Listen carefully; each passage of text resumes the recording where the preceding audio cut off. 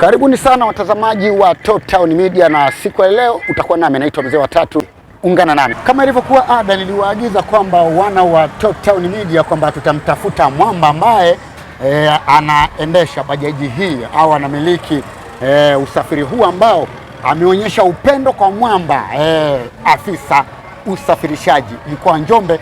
Kwa sasa wamempa jina, wamesema huyu ndio msemaji wa mkoa wa Njombe, na nikamkuta basi kijana ambaye yupo hapa katika kijiwe hichi cha bajaji ndani ya mkoa wa Njombe hapa soko kuu, na niko naye hapa, tunataka tupige naye story kulikoni mpaka akaje. Mambo vipi?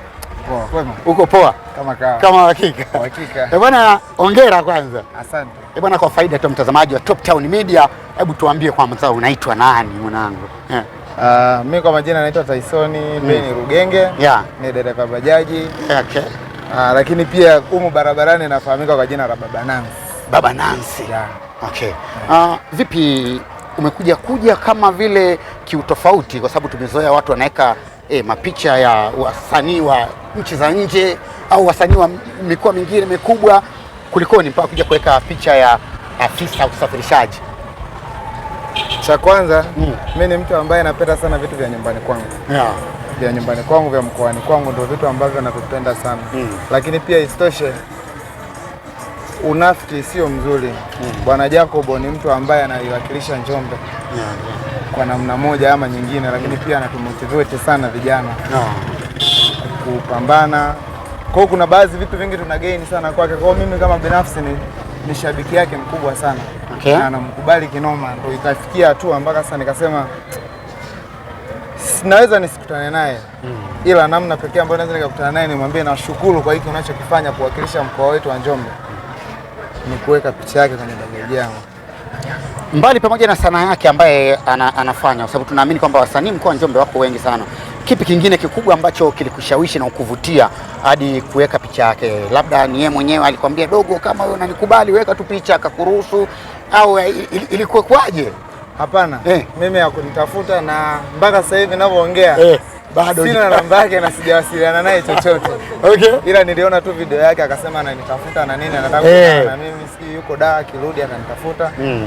Hivyo yani, lakini mimi sina namba yake, sijawasiliana naye na sina mazoea naye na sijawahi kuongea naye. Okay. Ila ambacho kilifanya mimi, kilichonishawishi kabisa ni motivation, namna anavyomotivate watu kupambana, namna anavyokuwa ana mawazo mbalimbali, lakini pia kikubwa zaidi, unajua mimi ni manager.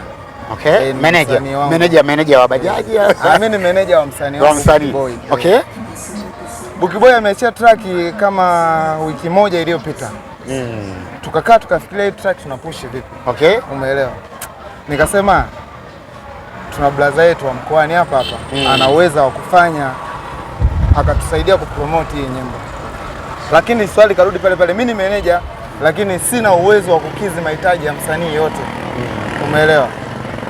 Nikawaza lazima nikimtafuta maybe atataka hela ili aweze kufanyaje promote huo wimbo. Okay. Umeelewa? Lakini hakutaka nini pesa ya aina yoyote, ila nilipomtafuta alimdm Buki, nikamwambia mdm, akamdm akamwambia brother, mimi ni msanii, nimeachia track yangu, nilikuwa naangalia namna gani track yangu inaweza kusonga mbele. Ila nikaona brother, hapo kidogo una watu, una namna yoyote ambayo unaweza kusaidia kufanyaje kupush. Umeelewa? Basi brother hakutaka hela ya aina yoyote, akanambia nipe linki, akampa namba zake za WhatsApp, kila kitu. Umeelewa? Akaipost ile nyimbo kama ilivyo, akaipush kama ambavyo sisi tumemuomba. Bila kutaka kitu chochote. Nikaona ni upendo wa namna gani. Umeelewa? Yaani ukiachana na nyuma mimi kuwa shabiki yake, lakini akaja akaonyesha upendo mkubwa. Angekuwa mtu mwingine yoyote lazima angetaka fedha. Kwa hiyo kwa lugha nyingine tunatumia kama kuweka picha yake ni kama vile kurudisha fadhila kwa kile ambacho alitenda kwa msanii wako wewe. Kurudisha, japo yeye hajui kama mimi narudisha fadhila, ila mimi nimefanya hivi kutokana kama ni shabiki yake, alafu pia bado amefanya kitu kikubwa, hajataka malipo ya aina yoyote. Hasa mtu wa namna hii lazima tumsupport. Lazima tumsupport na lazima tuwe nyuma yake ili tuweze kujifunza mengi zaidi. Okay. Huyu bwana afisa usafirishaji au bwana Jacob kama tunavyomfahamu, ni kwamba yeye anafanya sanaa ya tunasema ya maudhui ya mtandaoni. Lugha ya kigeni wanaitwa content creator. Okay? Lakini wewe ni meneja wa msanii. Kuna ushirikiano gani kati ya ma content creator na wasanii wa muziki hususan Bongo Flava? Hususan hasa kwa mkoa wa Njombe tuangalizie. Kuna mahusiano gani hapa? Yaani kiufupi zote ni sanaa. Umeelewa? Ila tulichokuja kutofautiana, wengine ni content creator, wengine ni wanaimba muziki. Lakini tunapokuja kuzungumzia sanaa wote ni wamoja. Kwa hiyo kinachokuja kutokea, content creator anaweza akawa ana mchango kwa msanii na msanii anaweza akawa ana mchango kwa nani? Kwa content creator. Kwa hiyo hicho ndo kitu ambacho kimetokea. Kwa mfano sisi kwa mkoa wa Njombe tunachukua kama sisi wote ni wamoja, ni sehemu moja. Ndio maana upendo unakuwa mwingi. Umeelewa? Kwa sababu yeye ni content creator. Haya, angeamua kusema mimi ni content creator, asiposti link ya wimbo wa Buki Boy. Ingekuwaje? Umeelewa? Lakini aliposti bila kujali yeye ni nani. Kwa hiyo ni upendo ulio ambao umesababisha hata sisi tukafanya kitu kama hiki hapa. Mimi binafsi hebu tuambie sasa kwenye upande wa ma content creator hawa hususani tunapomzungumzia afisa usafirishaji Bwana Jacob, yeye amekuwa kama vile kipaza sauti cha kutambulisha zaidi mkoa wa Njombe. Kwa nini kwa wasanii wengine hususani wa muziki hawako kwenye utambulisho zaidi wa mkoa? Yani hawavizungumzii sana vitu vya mkoa wa Njombe, wao wamekuwa tu wakiimba mapenzi, wakiimba nini. Lakini tumeona Bwana Jacob yeye amekuja katika ushawishi, maudhui yake mengi ukiangalia ni kama vile anautangaza, anatumia nguvu kubwa sana kutangaza mkoa wa Njombe. Wewe kama meneja wa wasanii, kwa nini wasanii hususani wa kwako, kwa nini hawatumii na wao vipaji vyao kutangaza mkoa wa Njombe kwa kutumia sanaa zao? Yaani kwanza kabla sijajibu swali lako, hicho ndo kilichofanya mimi nimkubali huyu jamaa mpaka naweka picha yake kwenye bajaji yangu. Hicho ndo kitu cha kwanza. Umeelewa? Lakini nikirudi kwenye upande wa swali hilo niuliza, kutangaza mkoa ni jambo jema, lakini mtu ambaye rahisi zaidi kuutangaza mkoa au kufikisha jambo mahali kwa haraka zaidi ni rahisi sana kwa content creator kuliko msanii, kwa sababu ma content creator kwa sasa hivi ni watu ambao tuseme wanakuja juu. Umeelewa? Kwa hiyo kinachokuja kutokea mwisho wa siku, kwa msanii kutangaza mkoa wake itakuwa ni rahisi pale ambapo atakapokuwa amepata jina, amekuwa walau kidogo. Mfano mzuri tumzungumzie dada yetu Angel Nyigi. Umeelewa? Asilimia kubwa walikuwa hawajui kama ni dada yetu wa Njombe. Umeelewa? Lakini baada ya kulitani juzi kati hapa na kuonyesha utambulisho kwamba amerudi nyumbani, ndio kitu ambacho kinapelekea kuonyesha kwamba ni wapi ni wa Njombe. Kwa hiyo naye pia ametuheshimisha kwa namna moja ama nyingine. Kwa hiyo kiufupi, msanii labda maybe akiwa na jina kubwa kidogo inakuwa ni rahisi hata kuzungumzia juu ya mkoa wake kwa sasa hivi kidogo, kwa sababu msanii wangu bado mchanga. Ukizungumzia kwa upande wa msanii wangu bado mchanga. Kwa hiyo inakuwa ni ngumu sana kufanyeje kupush kuzungumzia issue ya mkoa. Lakini kwa content creator, kwa mfano Blaza Jacob, ukiangalia Buki Boy sasa hivi ana miaka 6 kwenye game. Umeelewa? Lakini Blaza Jacob ameanza hii issue sidhani kama ana miaka 2, lakini sasa hivi ni mkubwa kuliko hata Buki Boy na anafanya vitu. Mimi binafsi sijaona sehemu ambapo anazungumziwa vibaya. Umeelewa? Kwa sababu mimi nimemweka kwenye bajaji yangu. Kwa hiyo ikitokea Bwana Jacob anazungumziwa vibaya, basi na mimi nitaonekana ni mtu ambaye na support nini? Vitu vibaya. Vipi kuhusiana na swala la wasanii hususan wa Njombe wanapoanza tu kujulikana kwenye sanaa zao, wengi wao kwa nini wanakataa nyumbani? Yaani hawataki kutambulika kama wasanii kutoka Njombe. Umetoa ushuhuda mzuri kwamba watu walikuwa hawajui hata kama Angel Nyigi ni wa Njombe. Tafsiri yake ni kama vile alikuwa ameficha utambulisho wake kwamba yeye anatokea wapi. Kipi ambacho kinachangiza wengi kujificha wasijulikane kama wa Njombe? Kwa mimi ninachojua ni kwamba walio wengi wanaofanya hivyo, yaani sijui nizungumziaje ile, lakini binafsi naweza nikasema kwamba ni kuto kujielewa. Umeelewa? Au kama sio kuto kujielewa, basi ni mazingira ambayo ni mtu tu anavyokuwa amejitengenezea. Lakini siku zote 100% mara 100 mtu akajua uhalisia wako, inakuwa rahisi hata kukufanyia jambo lolote. Umeelewa? Yaani lolote lile ukafanyiwa, mtu akijua uhalisia wako. Lakini unaweza kujiweka brand ukakosa vitu ambavyo ilibidi upewe ukiwa sio brand. Umeelewa? Kwa hiyo ni mara mia ukajiweka kwenye mazingira ambayo kwamba wewe ni mtu wa namna hii, umetokea sehemu hii, hata mtu anavyokusupport anajua anakusupport vipi. Okay. Umeelewa? Lakini kwa 100% kuto kutambulisha mahali unapotokea au kujificha sio jambo jema, unapishana na vitu vingi. Okay. Vipi swala la wasanii wa Njombe? Imeonekana wanapotoa tu nyimbo 2-3 wakianza kujulikana, imekuwa mambo ya kuvimba na nini, vitu ambavyo vinachangiza hata wao kutokufika mbali na sanaa zao.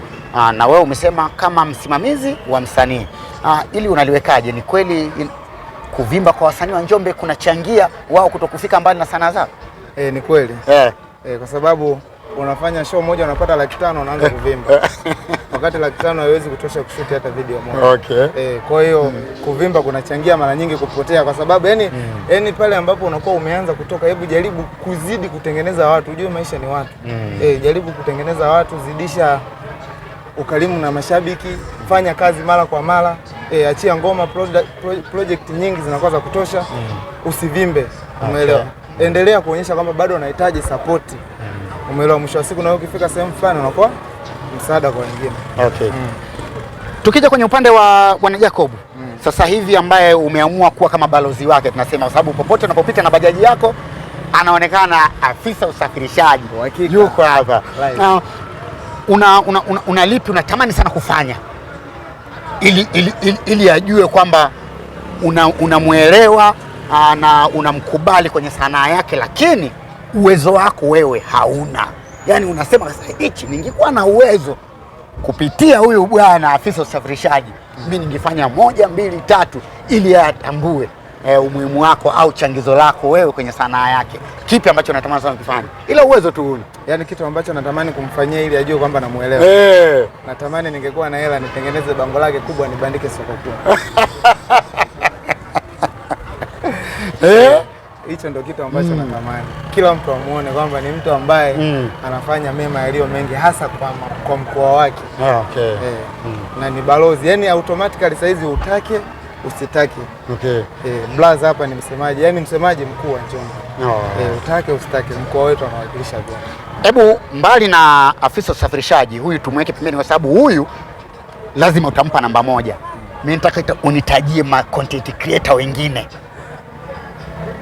3 wa mkoa wa Njombe ambao unaona wanafanya vizuri, na wakikaza buti tunapata kina afisa usafirishaji wengine tena, ma content creator wa mkoa wa Njombe. 3 tu ambao wako vizuri. Ukiachana na brother. Achana na huyu mwamba. Hapo mimi 3 hapana, ni mmoja tu ambaye ni mmoja tu. Nani ambaye kidogo anakuja kuja? Ni brother mmoja anaitwa EDTZ wa Makambako. EDTZ.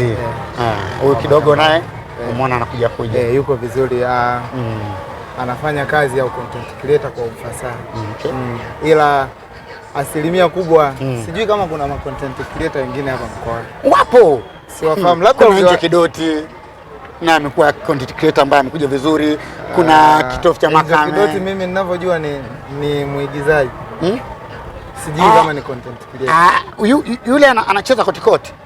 Ukienda kwenye uigizaji yupo, content creator yupo, na ndio maana umeona, kwa sababu content creator ni mtu ambaye anatengeneza maudhui, yeye ni short clip ambaye anapanichika kama ni content creator, japo sijamfuatilia, najua atafanya vizuri kwa sababu ni dada ambaye ana fact sana. Okay. Namfahamu vizuri, ila mimi namfahamu kwenye upande wa sanaa ya uigizaji. Okay. Bwana, mimi nikushukuru sana. Ujumbe wa pamoja kwa wasanii pamoja na ma content creator kwa ujumla, yani wote, ujumbe wako moja tu? Mimi ujumbe mmoja tu, waache kuvimba. Waache kuvimba pale ambapo unakuwa umepata kidogo wakati hujafikisha safari yako ya mafanikio. Waache kuvimba, kubali kuwa mjinga ufanikiwe. Asante sana. Bwana, nilikuwa naye hapo Tyson, yeye amekuacha na ujumbe kwamba kama msanii haijalishi unafanya sanaa gani, lakini uwe tu mkoa wa Njombe, acha kuvimba ili ufikie kwenye malengo yako ya sanaa yako na uendelee kuwakilisha vema mkoa wetu wa Njombe. Ulikuwa nami kutoka Top Town Media, naitwa Mzee wa Tatu.